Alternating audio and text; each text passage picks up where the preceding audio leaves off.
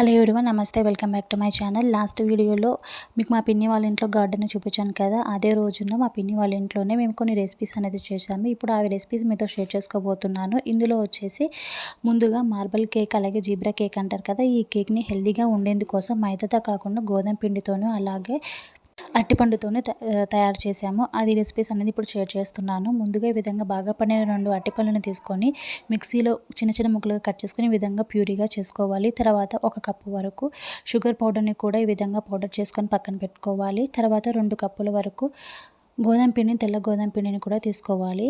ఇప్పుడు ఒక మిక్సింగ్ బౌల్లోకి ముందుగా తయారు చేసుకున్న అరటిపండు గుజ్జు, అలాగే షుగర్ పౌడర్, అలాగే ఇక్కడ 1 టీ స్పూన్ వరకు దాల్చిన చెక్క పౌడర్ని యాడ్ చేసుకుంటున్నాం. ఈ ఫ్లేవర్ చాలా బాగుంటుంది. అలాగే ఇందులోకి ఒక 1/4 వరకు ఆయిల్ని కూడా వేసుకొని విస్కర్తో కానీ హ్యాండ్ బ్లెండర్తో కానీ ఈ విధంగా బాగా చక్కెర కరిగేంత వరకు మిక్స్ చేసుకోవాలి. తర్వాత ఇప్పుడు 2 కప్పులు గోధుమ పిండిని కూడా ఇందులోకి యాడ్ చేసుకొని ఇక్కడ 1 teaspoon baking powder, 1/2 teaspoon baking soda కూడా యాడ్ చేసుకొని వీటన్నిటిని ఒకసారి బాగా కలిసేలా కలుపుకొని ఇప్పుడు 1/2 కప్ వరకు పాలను కొద్దిగా యాడ్ చేసుకుంటూ కేక్ బ్యాటర్ని మంచి కన్సిస్టెన్సీ వచ్చేంత వరకు ఈ విధంగా విస్కర్తో బాగా మిక్స్ చేసుకోవాలి. ఈ కన్సిస్టెన్సీ వచ్చేంత వరకు బ్యాటర్ని ప్రిపేర్ చేసుకొని ఇందులో నుంచి హాఫ్ బ్యాటర్ని వేరే కప్లోకి వేసుకొని ఇందులోకి 1 టేబుల్ స్పూన్ వరకు కాఫీ పౌడర్ని యాడ్ చేసుకొని బాగా మిక్స్ చేసుకోవాలి. ఇప్పుడు ఈ విధంగా తర్వాత కేక్ని బేక్ చేసుకోవడానికి ఇలా ఒక అల్యూమినియం బౌల్ తీసుకొని ఇందులోకి ఆయిల్, అలాగే కొద్దిగా మైదా పిండి కూడా ఈ విధంగా డస్ట్ చేసుకొని లేదా బటర్ పేపర్ అయినా వేసుకొని తర్వాత ముందుగా ప్రిపేర్ చేసుకున్న ప్లెయిన్ బ్యాటర్ని ఈ విధంగా ఫస్ట్ 1 స్పూన్ ఈ విధంగా వేసుకోవాలి. తర్వాత కాఫీ పౌడర్ మిక్స్ చేసుకున్న బ్యాటర్ని కూడా తర్వాత 1 స్పూన్ వేసుకోవాలి. ఇక్కడ వీడియో చూపిస్తున్నట్లుగా ఒకదాని తర్వాత ఈ విధంగా లైన్గా వేసుకుంటూ రావాలి. ఈ విధంగా స్పూన్తో ఒక్కొక్క స్పూన్ తీసుకొని ఈ విధంగా బ్యాటర్ని ముందుగా ప్లెయిన్ బ్యాటర్, అలాగే తర్వాత కాఫీ పౌడర్ మిక్స్ బ్యాటర్ని కూడా ఈ విధంగా ఒకదాని తర్వాత ఒకటి వేసుకోవాలి.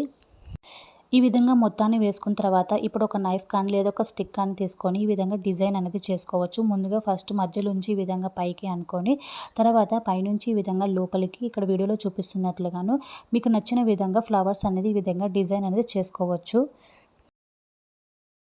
తర్వాత స్టవ్ ఆన్ చేసుకొని ఈ విధంగా ఒక నాన్ స్టిక్ ప్యాన్ పెట్టుకొని మూత పెట్టి ఒక 2 నిమిషాలు వేడి చేసుకోవాలి. తర్వాత ఇప్పుడు కేక్ బ్యాటర్ని ఇందులోకి పెట్టి లో ఫ్లేమ్లోని 30 to 40 మినిట్స్ అనేది కేక్ని బేక్ చేసుకోవాలి. చూసారు కదా, 40 మినిట్స్ తర్వాత చూస్తే కేక్ ఎంత చక్కగా బేక్ అయ్యిందో, డిజైన్ కూడా చెదిరిపోకుండా చక్కగా వచ్చింది.